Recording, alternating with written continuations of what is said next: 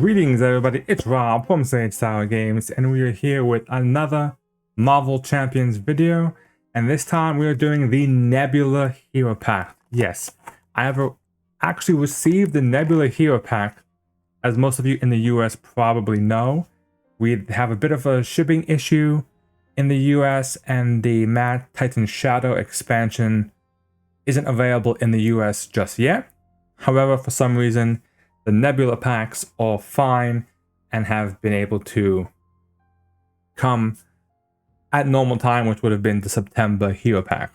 Now, strangely, online, as you may have seen in some of my recent videos, that I had a bit of an overlay and had the digital images of all the cards put up on the screen. For some reason, I guess the Nebula cards haven't been fully put up yet. So we're gonna have to go a bit old school with some special camera technology. And I have a second camera set up with the cards, which you can see right there.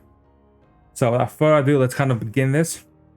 We have Nebula, who has 3 recovery, 6 hand size, 9 health. Her tags are Outlaw, and she has, after you play a technique upgrade, draw 2 cards.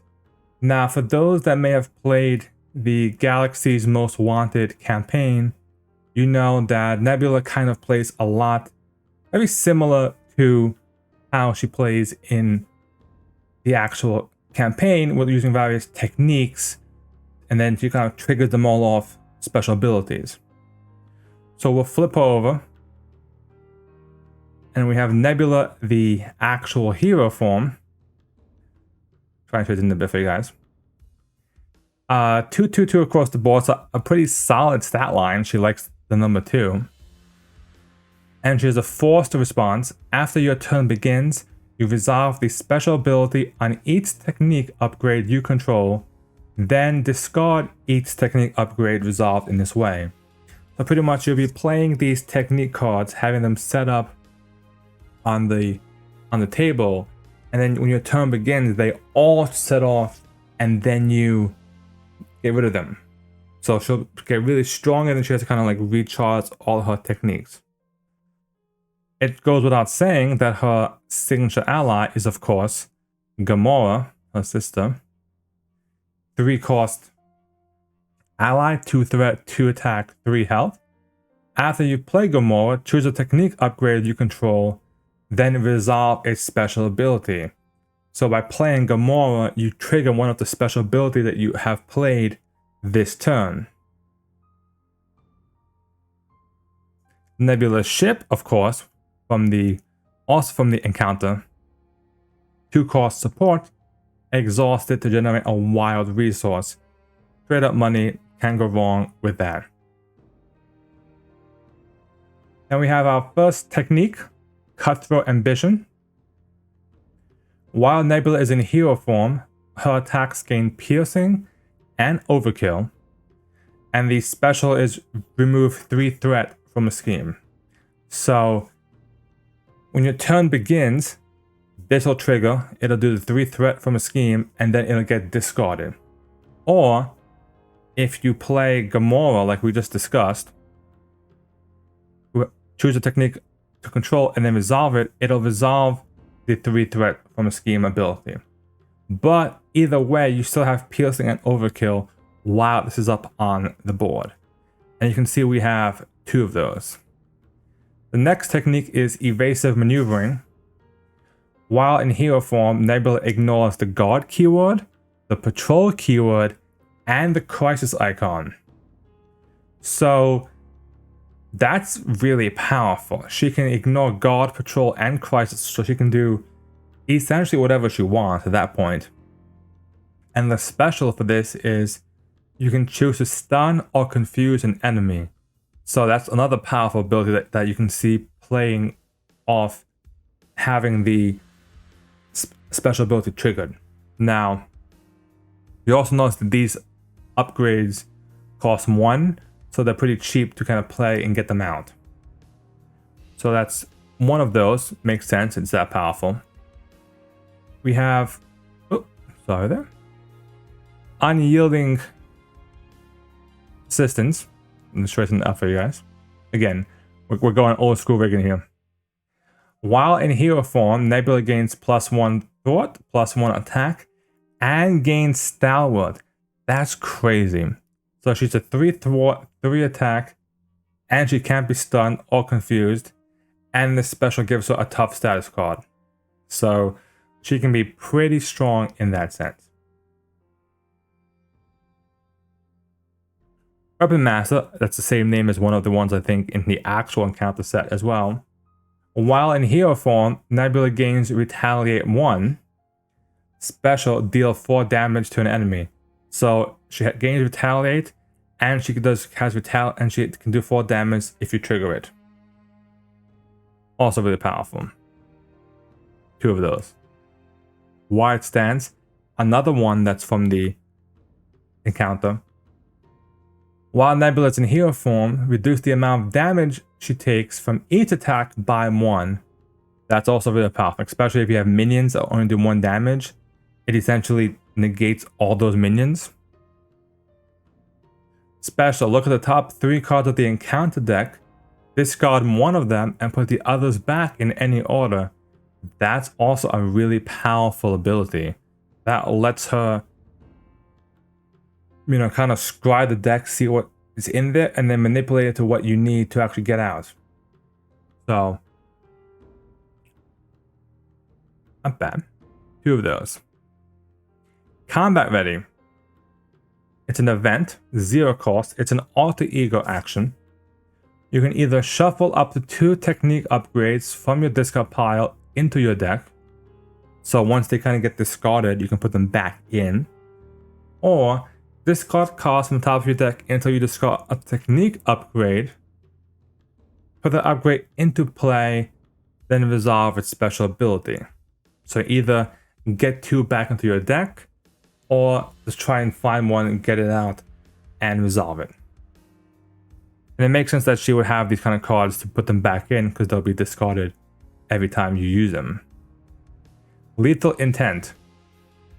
Choose up to X technique upgrades you control. Resolve each of them, each of their special abilities, in the order you choose. X being however many you want. So if you have 3 upgrades set up, you can just go boom, boom, boom, pay 3, trigger them all. Now obviously you have to kind of do the timing issue because you can't start your turn in hero mode to trigger them. So, and she has 3 of these cards. So you can see she's all about triggering those cards.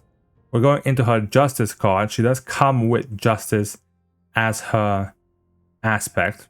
And before we go into the Justice cards, I'm going to pause for a minute and ask what you guys are thinking about this little setup over here. If it works, do you like it, do you not like it? Let me know in the comments down below. And while you're down there, be sure to subscribe to the channel for additional Marvel Champions content as well. So let me know. This little new experiment since we don't have the images online. Now, for Justice. Eros is a 2 cost Justice ally. 2 threat, 1 attack. He's also a Guardian. 2 health. After you play Eros from your hand, you can choose a minion for each mental resource you use to pay for him. Now, that's okay, I guess. I mean, minions aren't that much of an issue, but I guess confusing them could help. But I don't know how useful that might be. Wraith. 3 cost, 1 threat, 3 attack, but double consequential. Interrupt. When a boost card is turned face up, exhaust Wraith and deal 1 damage to him. Cancel that card's boost effect. Frankly, that to me is worth more than his attack. He's basically a walking target acquirer. You have him sit out there. If a boost card comes up that you don't like, he exhausts him, take a damage, and he just, you know, deals with it. You can have him take care of 2 boost effects and then block to defeat him, to take a hit for you. So that's a lot. 2 target acquirers and a block essentially for 3 is pretty good. So he may see a lot of play, especially in possible Justice Guardian based decks. Venom, our friend Venom is here. 4-cost ally, 2 thwart, 3 attack, but both of them have double consequential damage, 4 health. While there's no threat on the main scheme, reduce all consequential damage Venom takes by 1. Now, the issue I have with this is, I think this could be really good for solo, where the threat might be low, or if you have, depending on the scenario, if you're really good at keeping the main threat down. Because if you keep the main threat to 0, he's a 4-cost ally for 2 threat, 3 attack. He could do 9 damage and block, 6 thwart and block, if the main threat is 0. So that actually makes him really good. I probably wouldn't attack with him until the threat was actually 0. So good, but you got to make sure you have that timing set up and the specific scenario that will allow him to do that. Justice served. Play under any player's control. After you thwart and remove the last threat from a scheme, discard Justice served. Ready your hero. That's not bad, actually. That's actually a pretty decent card.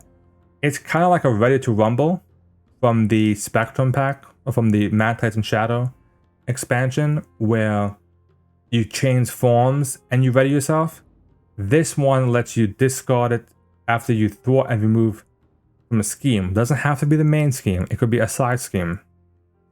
Doesn't even say basic thwart either, so you can use a thwart card to clear out a side scheme and then use this to ready yourself as well.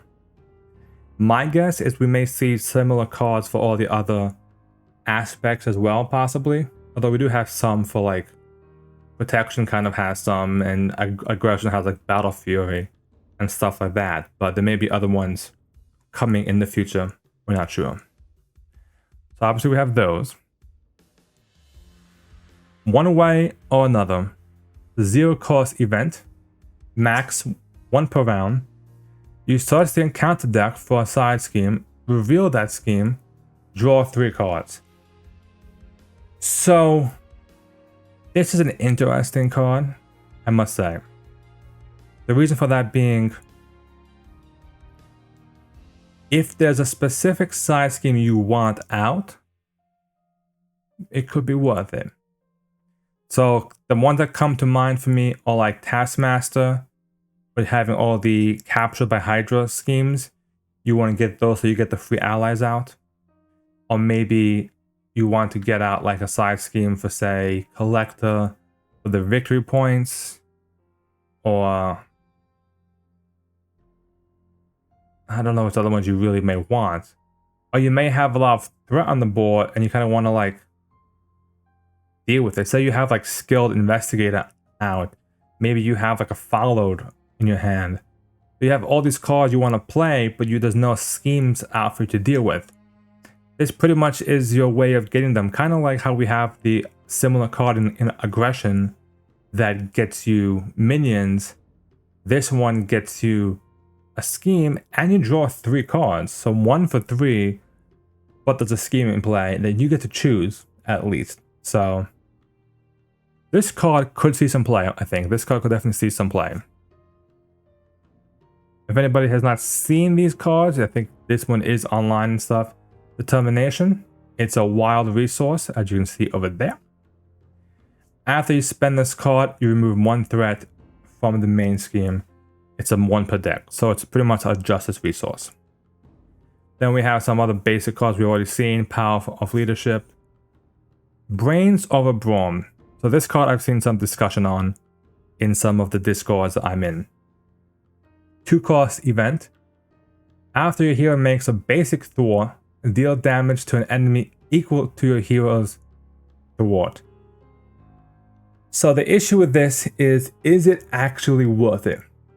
So 2 for what, maybe 2 for 3, unless you have a hero that can get their thwart up to like a 4 or 5, it's probably not worth it. There's other cards that can do damage. You know, Turn the Tide is a very popular one, stuff like that. So I feel like this card probably won't see much play, I'll be honest. It's just no. We'll scroll through, got some Heroic Intuitions, of course. We have another copy of Cosmo, because who wouldn't want the most broken card in the game? So of course, another copy of Cosmo. Another copy of Nowhere. So if you can now have a second copy, even though it's only it's a unique card. Daughter of Thanos is the team-up card for Gamora and Nebula. 1 cost to draw 3 cards. That's really good, I must say. That's a good team-up card. So, and yes, before people ask, you'll see later down here, there's a second copy. So if you have Gamora, you can put 1 copy in Nebula and 1 copy in the Gamora deck. First Aid, because Fantasy Flight loves the First Aid card so much. I'm just going to pull these off. Energy, Genius, all the similar ones that we always see, just to make it easier. Here we go. The Inferiority Complex. This is her obligation. You may flip to Alter Ego. You can exhaust, as always. Or choose and discard 2 technique upgrades you control. If no upgrades are discarded this way, then this card gains Surge. So either lose some techniques or exhaust. Her nemesis is, of course, Gamora. It makes sense. 2 scheme, 2 attack with a special, and 6 health. When she comes into play, you discard the Gamora ally from play. After Gamora attacks and damages you, you choose and discard an upgrade you control. Now, specifically, this says upgrade, not technique. So even if she somehow ends up, like, after Shadows hits, and she comes back the second time around, hitting, say, your teammate, if you're playing multiplayer, they can lose upgrades to Gamora from this as well. So be careful about that. The side scheme is Self-Preservation. Nebula gets -1 thwart, -1 attack, and -1 defense. Gamora gets +1 attack, and her attacks gain piercing, and it's 2 per player. So makes Nebula weaker, it makes Gamora stronger. Lethal Weapon. There you go. Attach to Gamora if you cannot attach to the villain. +1 attack. Discard an upgrade you control to get rid of it. So it's only a +1, but you have to lose an upgrade to get rid of it. And then, of course, Old Rivals. When revealed, Gamora attacks you. If no attack was made this way, this card gains Surge. If the Gamora hero or ally is in play, she resolves her attack against you without exhausting. So basically, say the Gamora hero is in play, or even your ally, they will attack you with this card, flat out. So I believe those have like 2 attacks as well. So it's a 2 or 3 damage basically. That ends the precon. So we'll go on to the other cards. This card is a really popular card, especially for people who like to use Cosmo or pretty much Cosmo. Energy Spear. Attached to a Guardian ally. Attached ally gains +2 attack and piercing. So if you attach it to Cosmo, he has a 3 attack, piercing, and if you play him where he kind of, you know, depending on what scenario it is, you don't take consequential damage from peeking at the top card of the deck, he can attack for 3 damage indefinitely. So that's a pretty powerful attachment. And a good attachment for aggression to kind of get on some allies for Guardians. Then we have the Guardians of the Galaxy team card. We see in Mad Titan Shadow, that Spectrum gains the Mighty Avengers card, which is a really powerful card.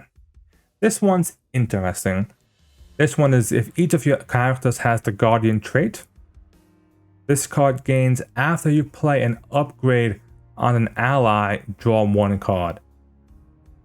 So I feel like the way they want you to play this is have Guardians out, play like Energy Blaster, Energy Spear, Calm Implants, you know, all the other leadership upgrades, and you get to draw cards from playing those on your allies, which you kind of want to stick around because they'll have all these cool effects on them.